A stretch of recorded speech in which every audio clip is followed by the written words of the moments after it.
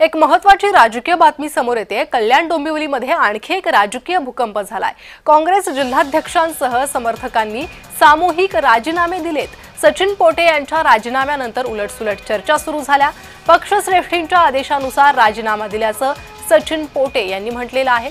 विरोधी पक्षातील दिग्गज नेत्यांची सत्ताधारी महायुतीतील मित्रपक्ष भाजप आणि शिवसेनेमध्ये प्रवेशाची मोठी चढाओढ दिसून येते। कल्याणमध्ये परिस्थितीचा आढावा घेतलाय आमचे प्रतिनिधी किशोर पगार यांनी। सचिन पोटे माझ्यासोबत जिल्हाध्यक्ष आहेत। काय सांगाल, काय नेमकं कारण घडलंय?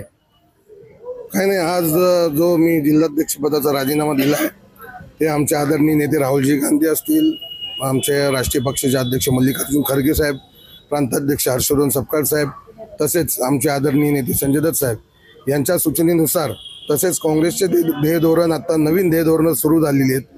त्या अंतर्गत ज्या जिल्हाध्यक्षांचा कार्यकाळ 5 वर्ष पूर्ण झाला आहे अशा जिल्हाध्यक्षांच्या जागी नव्या चेहऱ्यांना संधी देऊन ज्यांना जिल्हाध्यक्षपदाचा राजीनामा दिला त्यांना वेगळ्या प्रकारचा सन्मान देऊन तिथे दुसऱ्याला काम करण्याची संधी मिळावी अशा सूचना मला आल्या। त्या अंतर्गत मी माझा राजीनामा दिला आहे।